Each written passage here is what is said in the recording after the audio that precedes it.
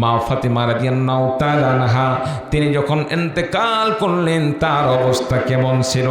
ইন্তেকালের সময় মা ফাতিমা রাদিয়াল্লাহু তাআলা আনহার কবর থেকে কি ঘোষণা আসলো? আমার ভাইরা, আমার বন্ধুগণ, নবীজি সাল্লাল্লাহু আলাইহি সাল্লামের কলিজার টুকরা মা ফাতিমা রাদিয়াল্লাহু তাআলা আনহা আল্লাহ রাব্বুল আলামিন যাকে জান্নাতি সমস্ত রমণীদের সর্দারনী হিসাবে কবুল করে নিয়েছেন। 3 দিন যাবত অসুস্থ, জ্বরে আক্রান্ত, ভীষণ জ্বর। আমার ভাইরা, আমার বন্ধুগণ, রাতের আঁধারে মা ফাতিমা রাদিয়াল্লাহু তাআলা আনহা স্বপ্ন যুগে দেখতেছেন বিশ্বনবী সাল্লাল্লাহু আলাইহি ওয়াসাল্লাম মা ফাতিমার ঘরে উপস্থিত হয়ে গেছেন। মা ফাতিমা রাদিয়াল্লাহু তাআলা আনহা বলেন, বাবা গো, আপনি কেন এসেছেন? এসে কি খুঁজতেছেন অন্ধকারের মধ্যে?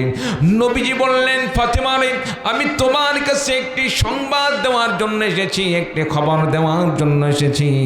আমার ভাইরা, আমার বন্ধুগণ, নবীজি বললেন, ফাতিমা রে, আজকে তো তুমি দিনের বেলা রোজা রাখবে, সেহরি খাইবে তোমার স্বামী আলী রাদিয়াল্লাহু তাআলা আনহুর সাথে, আর ইফতার করবে আমি বিশ্ব নবীজির সাথে জান্নাতের মধ্যে। বলুন সুবহানাল্লাহ। সেহরি খাবে তোমার স্বামীর সাথে, আর তোমার ইফতার হবে আমি তোমার বাবা বিশ্ব নবীজির সাথে জান্নাতি। প্রিয় ভাই, স্বপ্ন দিয়ে কি বোঝা যায়?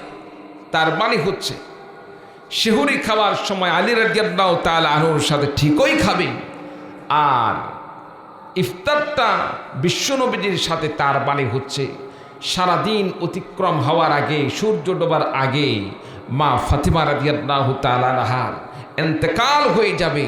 ইন্তেকালের পরে বিশ্ব নবীজির সাথে তার মিলন হয়ে যাবে, নবীজির সাথে সাক্ষাৎ হয়ে যাবে। বলুন সুবহানাল্লাহ। আমার ভাইরা, আমার বন্ধুগণ, হযরত মা ফাতিমা রাদিয়াল্লাহু তাআলা আনহা হঠাৎ করে ঘুম থেকে জাগ্রত হলেন। ঘুম থেকে জাগ্রত হওয়ার পরে তিনি আশ্চর্যান্বিত হয়ে গেলেন, তিনি হতভম্ব হয়ে গেলেন। একই স্বপ্ন দেখলাম। নবীজি সাল্লাল্লাহু আলাইহি সাল্লাম আমার কাছে এসে আমার বাবা স্বপ্নে আমাকে কি দেখালো? স্বামীর সাথে সেহরি খাইব আর ইফতার করব বিশ্ব নবীজির সাথে। তার মানে আজকে আমার দুনিয়া থেকে বিদায়ের পালা। হযরত মা ফাতিমা রাদিয়াল্লাহু তাআলা আনহা ঘুম থেকে জাগ্রত হইলেন। হযরত আলী রাদিয়াল্লাহু তাআলা আনহু ঘুম থেকে জাগ্রত হইয়া দুজন মিলে সেহরির টাইমে দুজন মিলে খাবার খাইলেন, সেহরি খাইলেন। সেহরি খাওয়ার সময় হযরত মা ফাতিমা রাদিয়াল্লাহু তাআলা আনহা আলী রাদিয়াল্লাহু তাআলা আনহুকে কোনো কিছুই বললেন না, না বলে দুইজন মিলে খাবার খাইলেন। খাবার খাওয়ার পরে আলী রাদিয়াল্লাহু তাআলা আনহু ফজর নামাজ আদায়ের জন্য মসজিদে রওনা হয়েছেন। মসজিদে গিয়ে নামাজ পড়েন, আর এইদিকে মা ফাতিমা রাদিয়াল্লাহু তাআলা আনহা নামাজের জায়গায় বসে নামাজের জায়গায় অবস্থান করে সেখানে ফজরের নামাজ আদায় করলেন। ফজরের নামাজ আদায় করার পরে অন্যান্য দিন মা ফাতিমা রাদিয়াল্লাহু তাআলা আনহা আমার ভাইরা, আমার বন্ধুগণ, ইশরাক পর্যন্ত নামাজের জায়গায় অবস্থান করে জিকির আজকার করতেন, ইশরাকের নামাজ পড়তেন। কিন্তু আজকে ব্যতিক্রম হলো, অন্যান্য দিনের মতো অপেক্ষা না করে নামাজের জায়গায় না বসে থেকে সঙ্গে সঙ্গে তিনি সন্তান দুইজন হযরত হাসান হুসাইন রাদিয়াল্লাহু তাআলা আনহুমা দুইজনের কাপড়গুলো একত্রিত করে একটি বালতিতে ভিজালেন, পরিষ্কার করার সিদ্ধান্ত নিলেন, ধোয়ার সিদ্ধান্ত নিলেন। অনেকগুলো একসাথে অনেকগুলো আটার খামির করলেন, অনেকগুলো রুটি তৈরি করলেন। ওই দেখে হযরত আলী রাদিয়াল্লাহু তাআলা আনহু বাড়িতে আসলেন।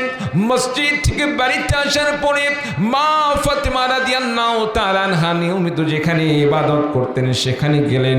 যাওয়ার পরে দেখেন মা ফাতিমা ইবাদতের জায়গায় নাই। যেখানে নামাজ পড়তেন, যেখানে জিকির আজকার করতেন অন্যান্য দিনের মতো, সেখানে আর পাইলেন না। না পাওয়ার কারণে হযরত আলী রাদিয়াল্লাহু তাআলা আনহু হতভম্ব হয়ে গেলেন। কি আজব বিষয়, আজকে কোথায় গেল ফাতেমা? অন্যান্য দিন তো এখানে এসে পাইতাম, কিন্তু আজকে সে নামাজের জায়গায় নাই। খুঁজতে খুঁজতে এক পর্যায়ে দেখা গেল হযরত আলী রাদিয়াল্লাহু তাআলা আনহু মা ফাতেমা রাদিয়াল্লাহু তাআলা আনহাকে খুঁজতে খুঁজতে পেয়ে গেলেন সেই রান্নাঘরের মধ্যে।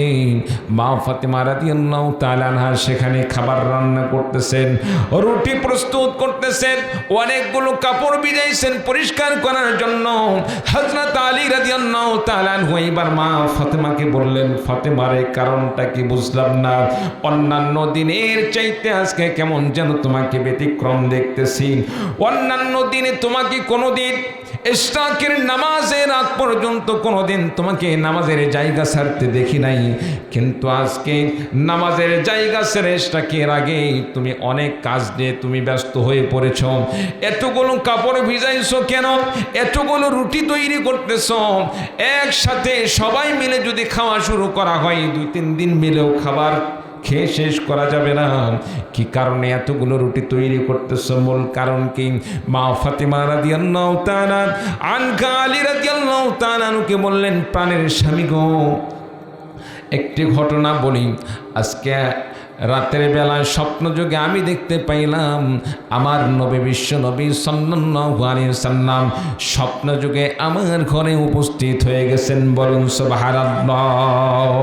একটু কালিমা পড়ুন, লা ইলাহা ইল্লাল্লাহ, লা ইলাহা ইল্লাল্লাহ, লা ইলাহা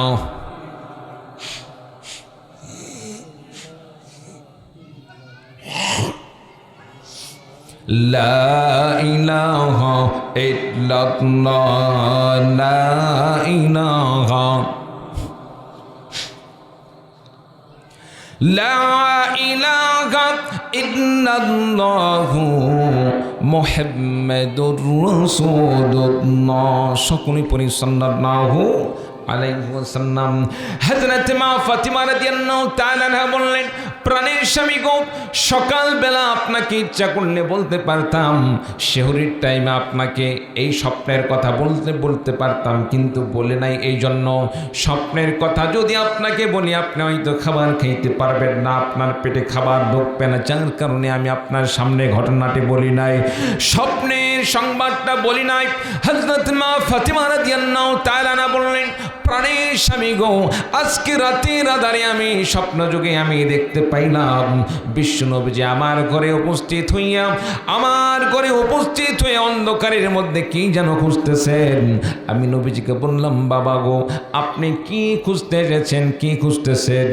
নবীজি বললেন, ফাতেমারে, আমি তোমার কাছে একটি সংবাদ দেওয়ার জন্য এসেছি। সংবাদটা হলো এই, তুমি আজকে রোজা রাখবে। রোজা রাখার জন্য যে সেউরি খাওয়া লাগে, সারের সময় তোমার স্বামী আলীর সাথে সেউরি খাইবে, আর ইফতার করার সময় স্বামীর সাথে আর ইফতার হবে না। ইফতারের সময় আমি বিশ্ব নবীজি তোমার বাবার সাথে জান্নাতের মধ্যে সাক্ষাৎ হয়ে যাবে। বলুন সুবহানাল্লাহ। হযরত আলী রাদিয়াল্লাহু তাআলা আনহু ঘটনাটি শোনার সঙ্গে সঙ্গে ডুকরে ডুকরে কান্না শুরু করে দিলেন। হযরত আলী রাদিয়াল্লাহু তাআলা আনহু আর বসতে বাকি রইল না। স্বপ্নটা শুনে তার আর ঘটনাটি শোনার পরে স্বপ্নের বিষয় বুঝতে আর বাকি রইল না। কারণ কোনো ব্যক্তি যদি নবীজিকে স্বপ্নে দেখে, নবীজিকে দেখার স্বপ্ন কোনোদিন মিথ্যা হয় না।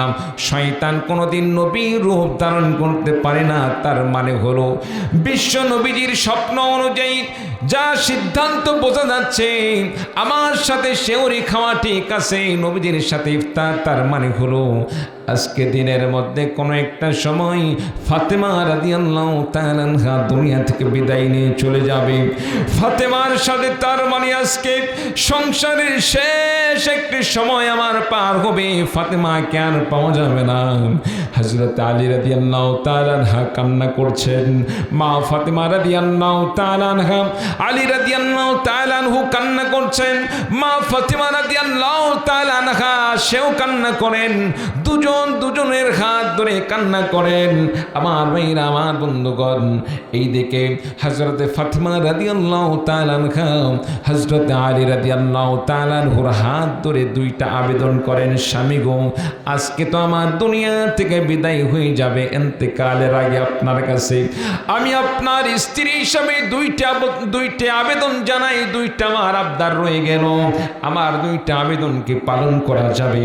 হযরত মা ফাতিমা রাদিয়াল্লাহু তাআলা আনহা বললেন, স্বামী গো, আমি যখন আপনার সংসারে আমি স্ত্রী হিসাবে এসেছি, আপনার ঘরে যখন সংসার করার জন্য নববধূ হিসাবে এসেছিলাম, নববধূ হিসাবে আসার পর থেকে এখন পর্যন্ত আপনার সংসারে থেকে অনেক সময় আমার মাধ্যমে কষ্ট পেয়েছেন। স্বামী হিসাবে আমার কাছে যে জিনিসটা পাওয়ার দরকার ছিল হয়তো আপনাকে দিতে পারি নাই, এই জন্য হয়তো আপনি আমার কাছে কষ্ট পেয়েছেন। আপনার কাছে আমি ক্ষমা চাই, দয়া করে আমাকে দুনিয়াতে বেঁচে থাকা অবস্থায় মাফ করে দিবেন, আমার ইন্তেকালের আগে আমাকে ক্ষমা করে দিবেন। আপনি যদি আমাকে দুনিয়াতে মাফ না করেন, ইন্তেকালের পরে হাসরের ময়দানে যখন আল্লাহ পাক বিচারের সম্মুখীন করবেন, সে সময় যদি আমার এই অন্যায়ের জন্য যদি সেদিন বিচারের সম্মুখীন হতে হয়, আমি নবী কন্যা যদি বিচারের আদালতে দাঁড়িয়ে যাই, আমি নবী কন্যার বিচার হওয়ার কারণে আমার বাবার বড় সম্মানহানি হয়ে যাবে। দয়া করে আমার বাবার সম্মান রক্ষার্থে, আমার বাবার ইজ্জত রক্ষার জন্য হলেও একটাবার আমাকে দুনিয়াতে বেঁচে থাকা অবস্থায় মাফ করা যাবে কিনা বলেন? হযরত আলী রাদিয়াল্লাহু তাআলা আনহু বললেন, রে ফাতেমা শোনো, রে ফাতেমা শোনো, আমি তো তোমার উপযুক্ত ছিলাম না। তুমি সব কি বলো? আমি তো তোমার স্বামী হিসাবে আমি উপযুক্ত ছিলাম না, যোগ্য ছিলাম না, বরং তোমার বাবা তোমার সাথে আমার বিবাহ বন্ধন আবদ্ধ করার মাধ্যমে আমাকে অনেক সৌভাগ্যশীল বানিয়েছেন। আল্লাহ পাক আমাকে অনেক মর্যাদাশীল বানিয়েছেন। নবী সাল্লাল্লাহু আলাইহি ওয়াসাল্লামের জামাই হিসাবে কবুল করেছেন। নবী কন্যা ফাতেমা, যিনি জান্নাতের সমস্ত রমণীদের একজন, যিনি সর্দারনী হবে, তার স্বামী হিসাবে আমাকে কবুল করেছেন। তোমার মাধ্যমে আমি সম্মানিত হয়েছি। তোমার স্বামী হিসাবে, তুমি একজন নবী কন্যা হিসাবে তোমার যে পরিমাণ আমার পক্ষ থেকে তোমার জন্য যা করার দরকার ছিল সেটা করতে পারি নাই। এমনও দিন গেছে ঠিকমতো খাবার তোমার সামনে তুলে দিতে পারি নাই, পরনের পোশাকের কাপড় ঠিকমতো দিতে পারি নাই। এজন্য যদি কিয়ামতের ময়দানে, হাসরের ময়দানে যদি আল্লাহ পাকের কাছে তুমি নালিশ করো, সেদিন আমার রক্ষা পাওয়ার কোনো সুযোগ নাই। একটা বার তুমি বলো, আমি আলীকে তুমি কি মাফ করে দিলে কি দিলে না?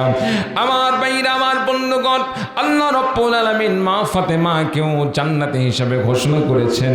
হযরত আলী রাদিয়াল্লাহু তাআলা আনহুকেও আল্লাহ পাক জান্নাতি হিসাবে ঘোষণা দিয়েছেন, কবুল করে নিয়েছেন। তারা উভয়জন জান্নাতি হওয়া সত্ত্বেও একজন আরেকজনের হক রক্ষা করা বিষয়ে তারা কতটুকু একজন আরেকজনের প্রতি তারা সচেষ্ট ছিল, একজন আরেকজনের কাছ থেকে কিভাবে মাপ চেয়ে নিচ্ছেন। আমার ভাইরা, আমার বন্ধুগণ, তারা জান্নাতে হওয়া সত্ত্বেও, জান্নাতের ফয়সালা হয়ে যাওয়ার সত্ত্বেও তারা জাহান্নাম থেকে মুক্তি পাওয়ার জন্য এত তারা পাগল পারা।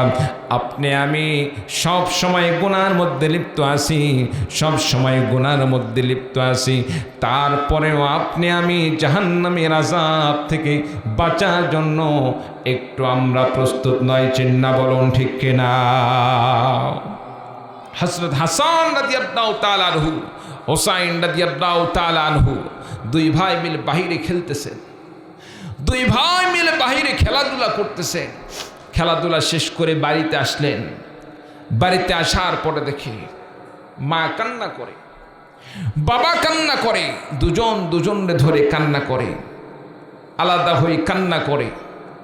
দুই ভাই বুঝতে পারল না কান্নার কারণটা কি। দু ভাই মিলে মায়ের কাছে যায় একবার, মা কান্না করো কেন বলো? মায়ে কোনো কথা বলে না। বাবার কাছে যাই, হযরত আলী রাদিয়াল্লাহু তাআলা আনহুর কাছে যাই, বাবা কান্না করো কেন বলো? কেউ কোনো কথা বলে না। এক পর্যায়ে যখন দুজনের কারণে মা ফাতিমা রাদিয়াল্লাহু তাআলা আনহা এক প্রকার তাদের একরকম অত্যাচার শুরু হয়ে গেল। তাদের এই রকম বারবার কথা বলার কারণে যখন অস্বস্তি বোধ করতেছিলেন, মা ফাতিমা রাদিয়াল্লাহু তাআলা আনহা বললেন, বাবারা যাও, আজকের দিন তোমরা একটু তোমার নানু ভাইয়ের রওজায় গিয়ে নানু ভাইয়ের সাথে সাক্ষাৎ করে আসো, জিয়ারত করে আসো। হাসান হুসাইন রাদিয়াল্লাহু তাআলা আনহুমা দুইজন মিলে চলে গেলেন নবীজির রওজার পাশে গিয়ে নবীজির রওজার উপরে উঠলেন, কবরের উপর উঠলেন। আমার ভাইরা, আমার বন্ধুগণ, ওঠার পরে নবীজিকে সালাম জানালেন। নবীজি সাল্লাল্লাহু আলাইহি সাল্লামের সাথে দুজন ভাই হাসান হুসাইন নবীজির সাথে কথোপকথন করতেছেন। নবীজি বললেন, হাসান রে, হুসাইন রে, তোমরা আজকে কেন আমার কাছে এসেছো, এখানে কেন এসেছো? হাসান হুসাইন রাদিয়াল্লাহু তাআলা আনহুমা দুইজন এইবার নবীজিকে বললেন, নানু ভাই, আজকে তো আমাদেরকে মা আপনার কাছে পাঠিয়ে দিয়েছেন। নবীজি বললেন, হাসান হুসাইন, এখানে আর দেরি করো না, তাড়াতাড়ি বাড়িতে চলে যাও, তাড়াতাড়ি বাড়িতে চলে যাও। আজকে তোমার মাকে জনমের মনে ভালো করে দেখে নাও, হয়তো বা এরপরে আর কোনোদিন দেখতে পাবে না। আজকে তোমার মা দুনিয়া থেকে বিদায় হয়ে যাবে, যাও তাড়াতাড়ি বাড়িতে চলে যাও, মাকে জনমের মনে দেখো। জীবনের শেষ মুহূর্তের মতো, জীবনের শেষবারের মতো আজকে মাকে ঘরে গিয়ে দেখে নাও। আমার ভাইরা, আমার বন্ধুগণ, হযরত হাসান হুসাইন রাদিয়াল্লাহু তাআলা আনহুমা দুই ভাই বাড়িতে রওনা হলেন। বাড়িতে যাওয়ার পরে দেখেন মা কান্না করে, বাবাও কান্না করে। হযরত মা ফাতিমা রাদিয়াল্লাহু তাআলা আনহার জ্বর বৃদ্ধি পেয়ে গেল। হাসান হুসাইন রাদিয়াল্লাহু তাআলা আনহুমা দুইজন মিলে এবার মা ফাতিমার কাছে গিয়ে বললেন, মা গো, সত্য ঘটনাটা বলো, মূল কাহিনীটা কি, কি কারণে তোমরা কান্না করছো? তুমি যদি না বলো তাহলে আমরাই বলবো। আমার নানা কিন্তু আমাদেরকে সেই খবর আগেই দিয়ে দিয়েছে। এক পর্যায়ে মা ফাতিমা রাদিয়াল্লাহু তাআলা আনহার জ্বর বৃদ্ধি পেয়ে গেল। আমার ভাইরা, আমার বন্ধুগণ, জ্বর বৃদ্ধি পাওয়ার কারণে, এক পর্যায়ে জ্বর বৃদ্ধি পাওয়ার কারণে মা ফাতিমা রাদিয়াল্লাহু তাআলা আনহা হাসান হুসাইনকে বললেন, বাবারে, তোমাদের বাবাকে ডাকো। হযরত আলী রাদিয়াল্লাহু তাআলা আনহুকে ডাকা হলো। আলী রাদিয়াল্লাহু তাআলা আনহুকে মা ফাতিমা বললেন, 2 নাম্বার আপনার কাছে আমার আবেদন, আমার মনে হয় এখন আমি বিদায় নিয়ে চলে যাব, কারণ দিনের শেষ পর্যায়ে চলে এসেছি। কারণ আমার বাবার কথা অনুযায়ী আমার বাবার সাথে সাক্ষাৎ হতে হবে।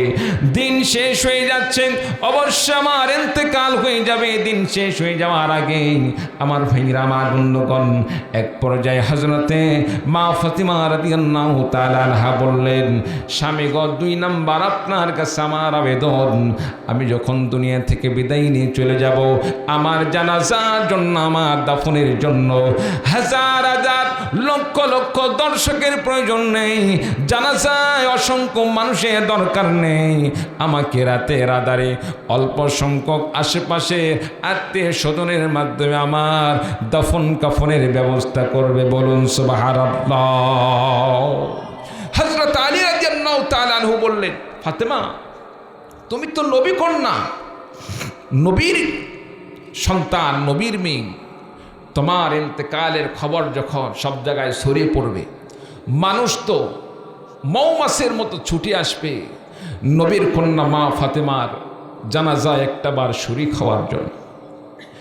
নবী কন্যা মা ফাতেমাকে দাফনে শরীক হওয়ার জন্য মানুষটা উপস্থিত হবে। হযরত মা ফাতিমা রাদিয়াল্লাহু তাআলা আনহা বললেন, স্বামী গো, দিনের বেলা জানাজা করার জন্য আগামীকাল আমার লাশ রাখার দরকার নেই। এই জন্য যে আমার যখন দাফন করার সময় অসংখ্য মানুষ আসবে, মানুষেরা যখন আমার খাটলের পাশে দাঁড়াবে, খাটলের পাশে দাঁড়ানোর সময় যদিও আমার শরীর পুরোটা দেখতে পারবে না, কারণ আমার শরীরে কাফনের কাপড় থাকবে। কাফনের কাপড় থাকার পরেও আমার শরীরকে তারা পুরোটা দেখতে পাবে না। যদিও শরীর দেখতে পাবে না, কিন্তু আমার ভাইরা, আমার বন্ধুগণ, মা ফাতেমা বললেন, খাটিয়ার মধ্যে আমার শরীরের উপরে যে কাপড় থাকবে, কাপড়ের ধরন দেখে তারা আইডিয়া করতে পারবে নবীজির কন্যা মোটা ছিল না পাতলা ছিল, লম্বা ছিল না খাটো ছিল। এই দেখে যদি তারা ধারণা করে, এই ধারণা করার কারণে যদি তাদের ধারণা আসে নবীর কন্যা এমন ছিল এমন ছিল, আমি মনে করি এর মাধ্যমে আমার পর্দা লঙ্ঘন হয়ে যাবে। আর দুনিয়াতে যদি আমি নবী কন্যার মাধ্যমে পর্দা লঙ্ঘন হয়ে যায়, আখিরাতে আমি কি জবাব দিব? আমার ভাইরা, আমার বন্ধুগণ, নবীজির কন্যাকে আল্লাহ রাব্বুল আলামিন, আল্লাহ রাব্বুল আলামিন নবী কন্যা মা ফাতেমাকে জান্নাতি রমণীদের আল্লাহ রাব্বুল আলামিন সর্দারনি বলে ঘোষণা করেছেন। এমন একজন নিশ্চিত জান্নাতি মেয়েও যদি আখিরাতের ভয়ে, জাহান্নামের ভয়ে এমনভাবে তিনি যদি চিন্তা করেন, এমনভাবে তিনি যদি ভয় করেন, বর্তমান যুগের যেই সমস্ত মা বোনেরা আছে, এই সমস্ত মা বোনদেরকে আমি লক্ষ্য করে বলি, মা তুমি তো মা ফাতেমা নও, তুমি তো আয়েশা সিদ্দিকা নও, তুমি তো খাদিজা রাদিয়াল্লাহু তাআলা আনহা নও, তোমার কবরে কি অবস্থা হবে? এখনো ঠিক মতো পর্দা করলা না, স্বামীর খেদমত করলা না, পর্দার আড়ালে চললা না। একটা বার চিন্তা করে দেখো, মৃত্যুর পরে কবরে কি অবস্থা হবে? মা ফাতেমার এই ঘটনা থেকে শিক্ষা নিয়ে জীবন গড়ো। আল্লাহ রাব্বুল আলামিন আমার মা বোনদেরকে তৌফিক দান করুন। সকলে বলে আল্লাহুম্মা আমিন। আমার ভাইরা, আমার বন্ধুগণ, মা ফাতিমা রাদিয়াল্লাহু তাআলা আনহা ইন্তেকাল করলেন। ওইদিকে হাসান রাদিয়াল্লাহু তাআলা আনহু কান্না করেন, হুসাইন রাদিয়াল্লাহু তাআলা আনহু কান্না করেন, আলী রাদিয়াল্লাহু তাআলা আনহু কান্না করেন। আমার ভাইরা, আমার বন্ধুগণ, রাত হয়ে গেল, কবর খনন করার প্রয়োজন। ওইদিকে আবু যর গফারি রাদিয়াল্লাহু তাআলা আনহু মা ফাতিমা রাদিয়াল্লাহু তাআলা আনহুর দরজায় এসে খটখট করছেন। হযরত আলী রাদিয়াল্লাহু তাআলা আনহুর দরজায় এসে খটখট করছেন। দরজা খোলা হলো। আবু যর গফারি রাদিয়াল্লাহু তাআলা আনহুকে দেখার সঙ্গে সঙ্গে হযরত আলী রাদিয়াল্লাহু তাআলা আনহু আশ্চর্যান্বিত হয়ে গেলেন। আবু যর, তুমি কোথায় থেকে আসলে এত রাত্রে হঠাৎ করে, কারণ কি? আবু যর গফারি রাদিয়াল্লাহু তাআলা আনহু বলেন, আমি নিশ্চিত আজকে মা ফাতেমা দুনিয়া থেকে বিদায় নিয়ে চলে গেছেন। আমার ভাইরা, আমার বন্ধুগণ, হযরত আলী রাদিয়াল্লাহু তাআলা আনহু আবু যর গফারিকে বললেন, নবীর সাহাবী মা ফাতেমা দুনিয়া থেকে বিদায় নিয়ে চলে গেছেন, এই সংবাদটা তুমি কোথায় পাইলে? আমি তো কাউকে আমরা সংবাদ দেই নাই। মা ফাতেমার ইন্তেকালের খবর আমরা কোথাও দেই নাই। আবু যর গফারি রাদিয়াল্লাহু তাআলা আনহু বললেন, রাতের আধারে আমি স্বপ্ন যুগে দেখতেছি আমার নবী, বিশ্ব নবী সাল্লাল্লাহু আলাইহি সাল্লাম আমাকে স্বপ্নের মধ্যে জানিয়ে দিলেন, আবু যর গফারি রে, আমার কলিজার টুকরা মা ফাতেমার দুনিয়াতে নাই। মা ফাতেমার কবর খনন করতে হবে, তাকে দুনিয়া থেকে সুন্দরভাবে বিদায় দিতে হবে।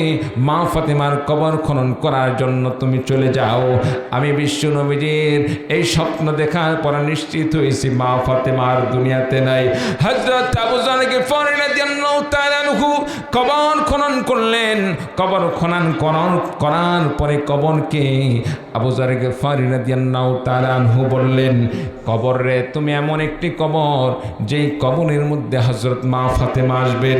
এমন একজন মা ফাতেমা, এমন একজন রমণী যিনি বিশ্ব নবীজির কন্যা হাসান হুসাইন রাদিয়াল্লাহু তাআলা আনহুমা, যারা জান্নাতি যুবকদের সর্দার হবে, তাদের মা ফাতেমার সমস্ত রমণীদের সর্দারনি হবেন। এমন একজন মেয়ে আসবেন যিনি হযরত আলী রাদিয়াল্লাহু তাআলা আনহুর স্ত্রী। এমন একজন মেয়ে তোমার মাঝে আসবে। খবরদার, খবরদার, মা ফাতেমার সাথে যেন কোনো প্রকার বেয়াদবি করো না। আমার ভাইরা, আমার বন্ধুগণ, আবু যর গফারি রাদিয়াল্লাহু তাআলা আনহু বলেন, আমার ভাইরা, আমার বন্ধুগণ, আবু যর গফারি রাদিয়াল্লাহু তাআলা আনহু বর্ণনা করেন, কবর থেকে কে যেন আওয়াজ দেয়, আমি মা ফাতেমাকে চিনি না, হাসান হোসাইনের মাকে চিনি না, আলীর স্ত্রীকে চিনি না, বিশ্ব নবীর কন্যাকে চিনি না। যদি আমল ভালো হয়ে থাকে, সৎ আমল হয়ে থাকে, আমি কবর তার জন্য জান্নাতের টুকরা হয়ে যাব। আর যদি আমল খারাপ হয়ে থাকে, দুপাশ থেকে এমনভাবে চাপ দেব বাম পাজরের হাড্ডিগুলো ডান পাজরের মধ্যে ঢুকে যাবে।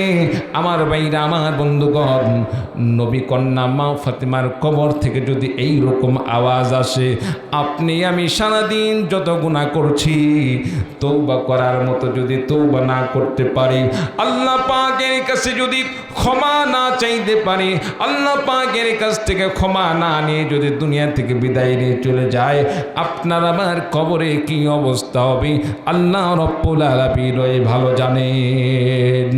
সম্মানিত উপস্থিতি, এই জন্য আমাদেরকে এখান থেকে তওবার আমাদের শিক্ষা গ্রহণ করতে হবে। রাসূল কন্যা মা ফাতেমা রাদিয়াল্লাহু তাআলা আনহা, তার কবর থেকে এইরকম আওয়াজ আসে। আমি মা ফাতেমাকে চিনি না, আমি হাসান হুসাইনের মাকে চিনি না, আমি আলীর স্ত্রীকে আমি চিনি না। যদি আমল ভালো হয়ে থাকে আমি কবর তার সাথে ভালো আচরণ করব। আর যদি আমল খারাপ হয়ে থাকে তার সাথে ভালো আচরণের কোনো প্রশ্ন আসে না। প্রিয় ভাই সব, আপনার আমার আমল মা ফাতেমার চাইতে ভালো নাকি? কথা বলেন, মা ফাতেমার আমলের চাইতে কি বেশি ভালো আমল নাকি? আলী রাদিয়াল্লাহু তাআলা আনহুর আমলের চাইতে বেশি ভালো আমল নাকি? ভালো নয়। সম্মানিত উপস্থিতি, এই জন্য মরার আগেই, ইন্তেকালের আগেই আপনাকে আমাকে তওবা করতে হবে, গুনাহ থেকে আল্লাহ পাকের কাছে মাফ চাইতে হবে। তওবা করতে প্রস্তুত আছেন তো ইনশাআল্লাহ? রাজি আছেন তো ইনশাআল্লাহ? আল্লাহ পাক আমাদের সকলকে তৌফিক দান করুন। সকলে বলে আল্লাহুম্মা আমিন। কালিমা পড়ুন, লা ইলাহা ইল্লাল্লাহ।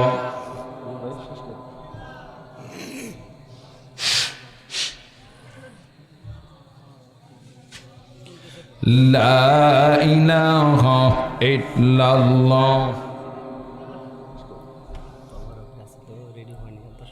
আচ্ছা, লা ইলাহা ইল্লাল্লাহ, লা ইলাহা ইল্লাল্লাহ, লা ইলাহা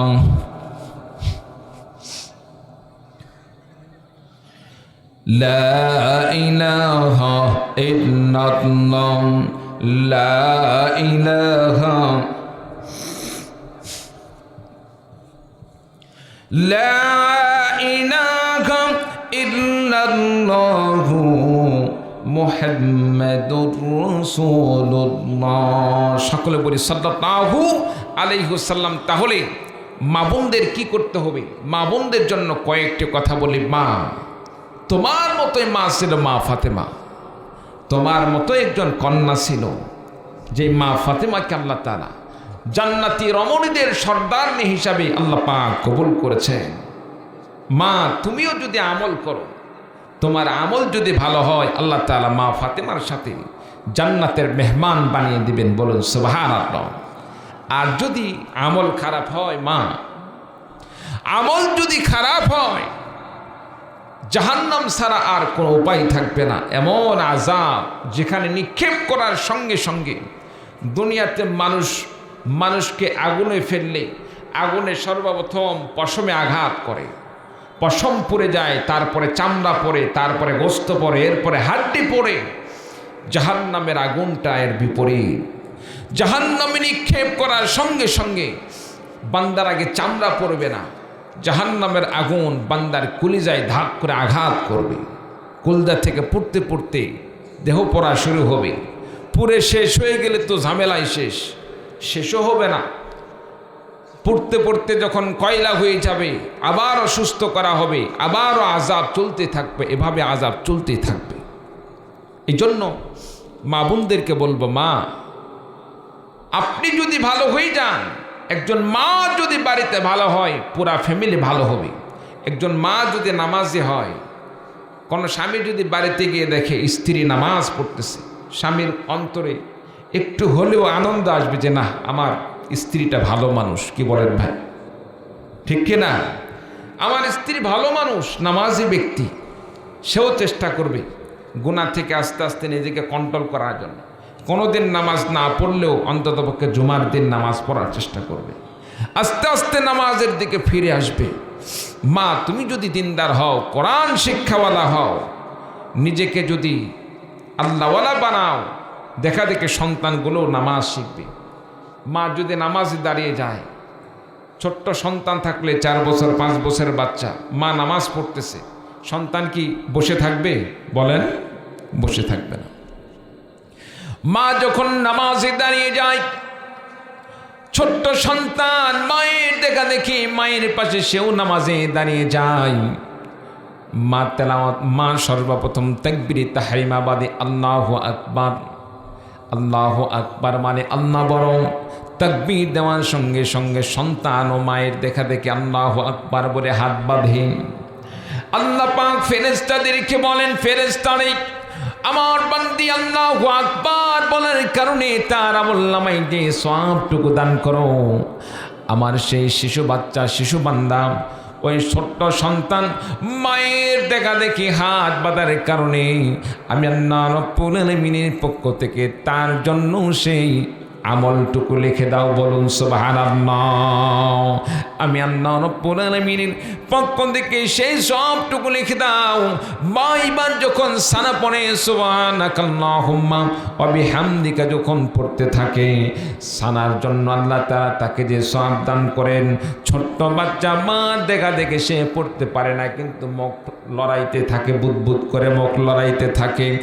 মা সূরা ফাতিহা পড়ে, সন্তান সূরা ফাতিহা পড়তে পারে না, মায়ের মুখের দিকে তাকিয়ে থাকে। মা কি পরে দেখা দেখে ঠোঁট লড়াইতে থাকে। মা এবার অন্য সূরা মিলাই। আমার ভাইরা, আমার বন্ধুগণ, সন্তান সূরা পড়তে পারে না, মায়ের সাথে ঠোঁট লড়াই। আল্লাহ পাক ফেরেশতাদেরকে বলেন, ফেরেশতারে মা যেভাবে সূরা কেরাত পড়ছে, সূরা কেরাতের জন্য মাকে যে পরিমাণ সওয়াব দান করা হয়, সে পরিমাণ সওয়াবটুকু ছোট্ট বাচ্চার আমলনামায় দান করো। মা যখন রুকুতে যায়, রুকুতে যাওয়ার কারণে যখন বান্দা আল্লাহু আকবার বলে রুকুতে গেল, সুবহানা রাব্বিয়াল আযীম পড়ে, সুবহানা রাব্বিয়াল আযীম পড়ে। বান্দা সুবহানা রাব্বিয়াল আযীম পড়ার কারণে আল্লাহ তাআলা তার আমলনামায় যে সওয়াবটুকু দান করেন।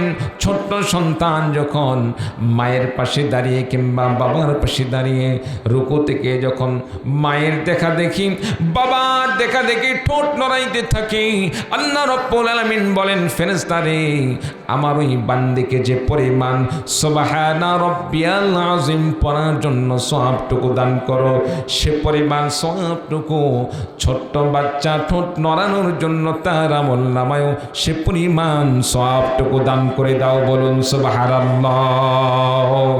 আমার ভাইরা, আমার বন্ধুগণ, বান্দা যখন নামাজ পরিপূর্ণ করে, নামাজ শেষ হয়ে যায়, আল্লাহ রাব্বুল আলামিন বলেন, বান্দারে তোমার নামাজ তুমি আদায় করার কারণে তোমাকে যেমন আমি আল্লাহ পাক সফলতা দান করলাম, তোমার সন্তানকেও তোমার সঙ্গে নামাজ আদায়ের জন্য তাকেও আমি আল্লাহ পাক সফলতা দান করলাম। আমার ভাইরা, আমার বন্ধুগণ, এই জন্য মা যদি নামাজে হয়ে যায়, সন্তানগুলো নামাজে হয়ে যাবে। মা যদি সত্যবাদী হয়ে যায়, সন্তানরা সত্যবাদী হয়ে যাবে। মা বাবা যদি নেককার হয়ে যায়, সন্তান নেককার হয়ে যাবে। আমার ভাইরা, আমার বন্ধুগণ, এই জন্য মা বোনদের জন্য 4টে কথা বলি। আল্লাহ রাসূল সাল্লাল্লাহু আলাইহি ওয়াসাল্লাম ঘোষণা দিয়ে বলেন, আল মারআতু ইদা সাল্লাত খামসাহা। দুনিয়ার কোন মা যখন, মা বোন যখন 5 ওয়াক্ত নামাজ ঠিক মতো আদায় করবে, ও সামাত শাহরাহা, 2 নম্বর নবীজি বলেন নামাজের সাথে সাথে রমাদান মাসের রোজা রাখবে। ও সামাত শাহরাহা ওয়া আতাআত বালাহা, স্বামীর আনুগত্যতা স্বীকার করবে। ওয়া আহসানাত ফারজাহা, নিজের সতীত্বতাকে হেফাজত করে চলবে। আল্লাহ রাসূল সাল্লাল্লাহু আলাইহি ওয়াসাল্লাম ঘোষণা দিয়ে বলেন, আল্লাহ রাব্বুল আলামিন ওই বান্দিকে, আল্লাহ পাক তার জন্য, ওই বান্দির জন্য জান্নাতের 8টি দরজা খুলে দিবেন।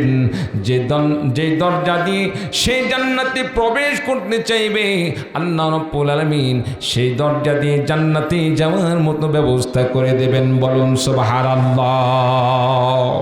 সম্মানিত উপস্থিতি, এই জন্য মা বোনরা যারা পর্দার আড়াল থেকে কথাগুলো শুনলেন, তাদের প্রতি আমার অনুরোধ থাকবে, 5 ওয়াক্ত নামাজ কোনোভাবে মিস করবেন না। কাজ করতে করতে এমন পরিস্থিতিতে পৌঁছে গেছেন, নামাজের পরিবেশ নাই, আপনি কষ্ট হলেও ওয়াক্ত থাকতে একটু কষ্ট করে ফরজ নামাজটা পড়েন, ওয়াজিব নামাজটা পড়েন। আল্লাহ তাআলা কামাই রোজগারে বরকত দান করবেন, সংসারের মধ্যে বরকত দান করবেন, স্বামীকে হেদায়েত দান করবেন।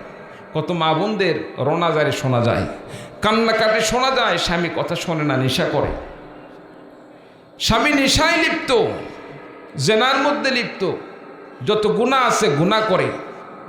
মা তুমি যদি নামাজ পড়ে আল্লাহ পাকের কাছে দুহাত তুলে মন থেকে দোয়া করো, আয় আল্লাহ রব্বুল আলামিন, আমার স্বামীর মন কেউ ঘুরাইতে পারবে না। আমার সন্তান নেশা করে, সন্তান কথা শোনে না, সন্তানকে কেউ বুঝাইতে পারে না, দুনিয়ার কোন মানুষ ঘুরাইতে না পারলেও, বুঝাইতে না পারলেও, আল্লাহ তুমি তো তার অন্তরকে পরিবর্তনকারী, অন্তরে বুঝদানকারী। আল্লাহ পাক তুমি পরিবর্তন করে দাও।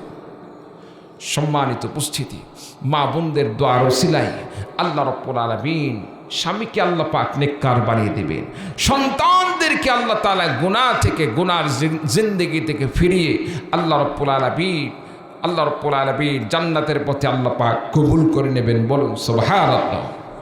সম্মানিত উপস্থিতি, এই জন্য মা বোনদেরকে সর্বপ্রথম নামাজ পড়তে হবে, রমাদানের রোজা রাখতে হবে, স্বামীর আনুগত্য স্বীকার করতে হবে, নিজের সতীত্বতাকে হেফাজত করতে হবে।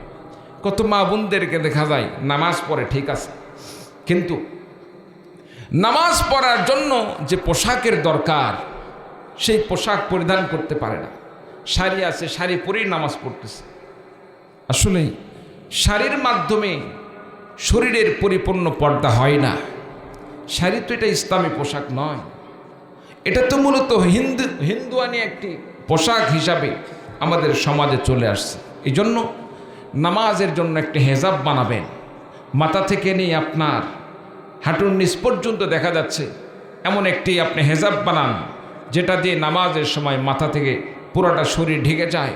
নামাজ পড়বেন, আপনার নামাজের সময় যেভাবে আপনার পুরোটা দেহ, আপনার সতরগুলো, অঙ্গ প্রত্যঙ্গগুলো পর্দা হবে। নামাজের সাথে সাথে যখন বাহিরে যাতায়াত করবে কিংবা কোনো মানুষের সাথে কথাবার্তা বলবে, কোনো দেখা যাচ্ছে নিজের আত্মীয় স্বজনের সাথে অনেক সময় কথাবার্তা বলা লাগতেছে, সম্মানিত উপস্থিতি, সে সময় যেন আমার সতরটা ঠিক থাকে। সন্তান হলেই যে তার সামনে উলঙ্গ হয়ে যাওয়ার সুযোগ আছে, বিষয় তো এরকম নয়। একজন সন্তানের কাছেও ন্যূনতম যে পর্দা সেটা করতে হবে। আর যাদের সাথে পর্দা করা ফরজ, তাদের কাছে তো নিজের অঙ্গ প্রত্যঙ্গ কোনো কিছু দেখানোর প্রশ্নই আসে না। সেভাবে পর্দা করতে হবে। সেভাবে যদি পর্দা করা যায়, আল্লাহ রাব্বুল আলামিন এর উসিলায় মাফ করে দিয়ে আল্লাহ পাক আপনাকে সহজে জান্নাতে যাওয়ার ব্যবস্থা করে দেবেন। বলুন সুবহানাল্লাহ। সম্মানিত উপস্থিতি, এই জন্য আপনাদের কাছে আবেদন, একজন মানুষ দিনদার হওয়ার জন্য সহজ উপায় কি? সহজ উপায় হলো সন্তানদেরকে ছোট্টকালে, ছেলে হোক মেয়ে হোক, প্রাথমিক শিক্ষাটা আপনার পাশে নুরানি মাদ্রাসা আছে, কিন্ডারগার্টেন মাদ্রাসা আছে, তারপরে এতিমখানা মাদ্রাসা আছে। এই মাদ্রাসাগুলোতে সন্তানদেরকে শিক্ষা দান করেন। নুরানিতে যদি 2 বছর 3 বছর 4 বছর পড়াশোনা করে, ওর জীবন নিয়ে আপনার আর চিন্তা করতে হবে না। ওর শিক্ষা যেটা ছোট্টকালে ফাউন্ডেশন তৈরি হয়ে যায়, তার আমল নিয়ে আপনাকে চিন্তা করতে হবে না। মাসলা মাসাইল সব শিখতে পারবে, কোরআন বিশুদ্ধভাবে পড়তে পারবে। ছোট্টকালে যদি এটা শিখতে পারে, বড় হয়ে যদি ডাক্তার, মাস্টার, ইঞ্জিনিয়ারও হয়, কোনো সমস্যা নেই। সে কোনোদিন আল্লাহ রাসূলকে গালি দিবে না। সন্তানদেরকে যদি আমরা ছোট্টকালে মাদ্রাসায় শিক্ষা দান করি, এই সন্তান দিনের পক্ষে থাকে, ইসলামের পক্ষে থাকে। এই যে নেককার সন্তানকে রেখে গেলেন, আপনার ইন্তেকালের পরে সে নামাজ ছাড়বে না, সে গুনায় জড়িত হবে না, তার অন্তরে আল্লাহর ভয় থাকবে। আমি তো কোরআন পড়তে জানি, এটা হালাল এটা হারাম সব কিছু যাচাই বাছাই করে চলবে। সম্মানিত উপস্থিতি, সন্তানদেরকে যদি আমরা কোরআন শিক্ষা দেই, দিন শিক্ষা দিয়ে যাই, এই সন্তানের উসিলায় আল্লাহ রাব্বুল আলামিন আপনাকে আমাকে জান্নাতের ব্যবস্থা করে দেবেন। বলুন সুবহানাল্লাহ। বলতে পারেন, হুজুর সন্তানের মাধ্যমে কেমনে জান্নাত পাওয়া যাবে? প্রত্যেকের আমল তো নিজের আমলে নিজের হিসাব দিতে হবে। আমার ভাইরা, আমার বন্ধুগণ, রাসূলুল্লাহ সাল্লাল্লাহু আলাইহি ওয়াসাল্লাম হাদিস শরীফের মধ্যে ঘোষণা দিয়ে বলেন, মান ক্বারাআল কুরআনা ফাস্তাযকারাহু ফাহাল্লা হালালাহু ওয়া হাররামা হারামাহু أدخله الله الجنة وشفعه في عشرة من أهل بيته كلهم قد وجبت لهم النار বিশ্বনবী সাল্লাল্লাহু আলাইহি ওয়াসাল্লাম বলে মান ক্বারাআল কুরআন যে বান্দা কোরআন কারীম পড়ল ফাস্তাযকারাহু আত্মশুদ্ধি করলো ফাহাল্লা হালালাহু হালালকে হালাল বলে মেনে নিয়ে চললো হাররামা হারামাহু হারামকে হারাম বলে মেনে নিয়ে চললো আদখালাহুল্লাহুল জান্নাহ যে বান্দা কোরআন পড়লো কোরআন অনুযায়ী আমল করে চললো হালাল বলে হালালকে হালাল বলে মেনে নিয়ে চললো হারামকে হারাম বলে মেনে নিয়ে চললো নবীজি বলেন আল্লাহ রাব্বুল আলামিন ওই বান্দাকে কোনো না কোনো দিন আল্লাহ তাআলা জান্নাতে যাওয়ার ব্যবস্থা করে দিবেন বলুন সুবহানাল্লাহ শুধু সে একাই জান্নাতে যাবে না নবীজি সাল্লাল্লাহু আলাইহি ওয়াসাল্লাম বলেন ওয়াশাফাআহু ফি আশরাতিন মিন আহলি বাইতিহি কুল্লুহুম কদ ওয়াজাবাত লাহুন নার আল্লাহ রাব্বুল আলামিন ওই কোরআনে কারীম তেলাওয়াতকারী কোরআন পড়নেওয়ালা বাচ্চাকে এমন পাওয়ার দান করবেন সে তো জান্নাতে যাবেই যাবে সাথে সাথে আল্লাহ রাব্বুল আলামিন তাকে এমন পাওয়ার দান করবেন বান্দারে তোমার মা বাবা তোমাকে কষ্ট করে হাফেজ বানিয়েছে মা বাবা কোরআনে কারীম শিক্ষা দান করেছে অমুক ব্যক্তি তোমাকে নিজের বাড়িতে জাগির রেখে তোমাকে কোরআন শিক্ষার ব্যবস্থা করে দিয়েছে তোমার দাদা দাদি তোমার ভাই বেরাদর তোমাকে কষ্ট করে কোরআন শিক্ষা দান করেছে আজকে তুমি কোরআন শিক্ষার জন্য তুমি তো জান্নাতে যাবেই যাবে তুমি একা জান্নাতে যাওয়া নয়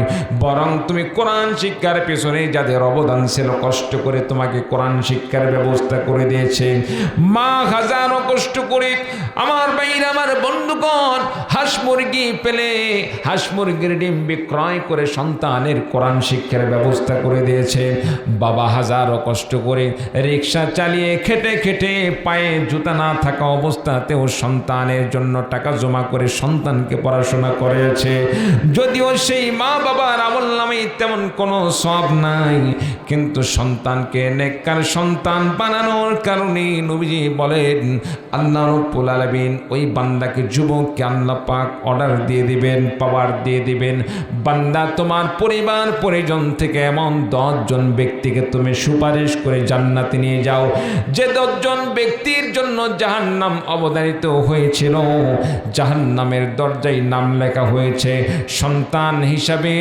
তোমাকে যেহেতু তারা সৎ শিক্ষা দান করেছে তোমার মা বাবাকে সুপারিশ করে করে তোমার সাথে জান্নাতে নিয়ে যাও বলুন সুবহানাল্লাহ আমার সম্মানিত কুজাইলবাসী আমার সম্মানিত অত্র এলাকাবাসী বেদগাড়িবাসীর কাছ থেকে কাশিমপুরবাসীর কাছ থেকে একটু ওয়াদা নিতে চাই যতদিন পর্যন্ত আল্লাহ তাআলা হায়াত রেখেছেন নিজে কোরআন পড়ার চেষ্টা করব আর সন্তানদেরকে কোরআনে কারীম শিক্ষা দেওয়ার চেষ্টা করব কোরআনে কারীম নিজের সন্তানদেরকে ছেলে মেয়ে যদি বড় হয়ে যায় লাতিপুতি যারা আছে তাদেরকে কোরআনে কারীম শিক্ষা দান করে কোরআনের পথে রাখবো ইসলামের পক্ষে রাখবো তাদের মাধ্যমে সুপারিশের মাধ্যমে জান্নাতে যাওয়ার জন্য আমরা সন্তানদেরকে কোরআনে কারীম শিক্ষা দেওয়ার চেষ্টা করব কোন কোন ভাই প্রস্তুত আছেন রাজি আছেন তো হাত তুলে আল্লাহকে দেখিয়ে দিন আল্লাহ তাআলা আমাদের সকলকে কবুল করে নেন সকলে বলে আল্লাহুম্মা আমিন।